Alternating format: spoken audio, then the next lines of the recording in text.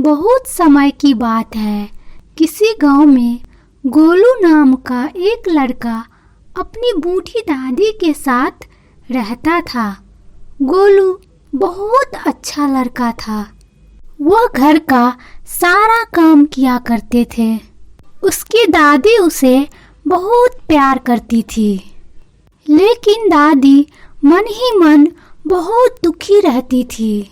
वो हमेशा सोचती रहती थी, इस दुनिया में मेरा पोता गोलू के सिवा कोई नहीं है। वो मेरा कितना ख्याल रखता है।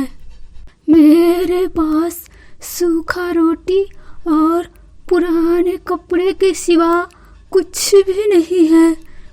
एक पैसा भी नहीं है जो मैं मेरे पोते को दे सकूं। अभी आता ही होगा। कि तभी गोलू आ गया और दादी से कहने लगा, दादी दादी, तुम क्या सोच रही हो अकेले बैठकर? इधर आओ ना दादी। हाँ बेटा, आती हूँ। दादी के चेहरे पर उदासी देखकर गोलू बोलता है, दादी तुम इतने उदास क्यों हो? कुछ नहीं बेटा, मैं सोच रही हूँ कि कल से तुम स्कूल जाना पढ़ने के लिए। पर दादी, मेरे पास एक भी किताबें नहीं है। तुम चिंता मत करो बेटा, मेरे पास चांदी का बाली है, हम उसे बेच देंगे।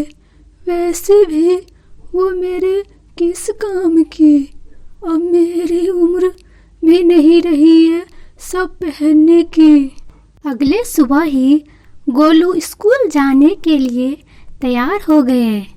गोलू बेटा, अच्छे से जाना और मन लगाकर पढ़ाई करना। ठीक है दादी। गोलू आज बहुत खुश था। आज पहली बार स्कूल जो आया था पढ़ने के लिए। जैसे ही गोलू कक्षा में पहुंची, कक्षा के बच्चे उस पर हंसने लगे और उसका मजाक उड़ाने लगा, क्योंकि गोलू के पास अच्छे कपड़े नहीं थे, नहीं उसके पास अच्छे बैग थे। वह अपनी किताबें एक पुराने झोले में लेकर आया था। गोलू को कोई भी अपने पास बैठने नहीं दिया। गोलू किसी से कुछ कहे बिना क्लास में सबसे पीछे बैठ जाते हैं। क्लास खत्म होने के बाद जब गोलू घर आता है तो देखता है उसकी दादी जमीन पर लेटी हुई है और उसे बहुत जोरों का बुखार है। दादी, तुम्हें तो बुखार है, रुको मैं तुम्हारे लिए दवाई लाती हूँ। इतना कहकर गोलू दौड़ते हुए दुकान जाता है। चाचा, मेरे दादी को बहुत तेज बुखार है, मुझे कुछ दवाई दे दो। पैसे लाया है? नहीं, मेरे पास पैसे नहीं है।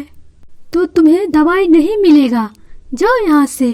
पता नहीं कहाँ कहाँ से चला आता है मुंह उठा के, भिखारी कहीं का। इतना सुनकर गोलू रोने लगता है और रोते हुए वहाँ से चला जाता है और पेड़ के नीचे बैठकर रोने लगता है। तभी वहाँ से एक साधु बाबा गुजरता है। गोलू को रोता देख पूछता है, तुम क्यों रो रहे हो बेटा? तभी गोलू बाबा को सब बात बताती है। रो मत बच्चे, चुप हो जा। ये लो घड़ी, ये एक जादुई घड़ी है, इससे तुम जो जो मांगोगे वो सब मिलेगा।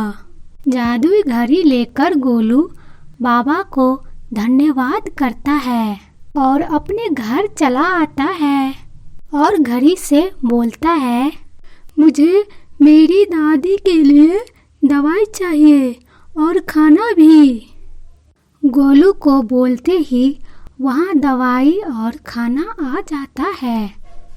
गोलू दादी को दवाई खिलाती है और उसकी दादी ठीक हो जाती है।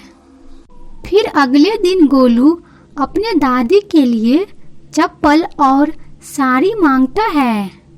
यह सब देख दादी के आंखों में आंसू आ जाती है और अपने पोते को गले से लगाकर बोलती है, मैंने अगले जन्म में कुछ अच्छा किए थे जो मुझे तुम्हारे जैसा पोता मिला। जुग जुग जियो मेरे लाल। इस कहानी से हमें ये सीख मिलती है कि गोलू की तरह ही हमें अपनी मम्मी पापा और दादा दादी को सेवा करनी चाहिए। अगर मेरी ये कहानी अच्छी लगी हो तो प्लीज़ मेरे चैनल पेन टीवी को सब्सक्राइब करें।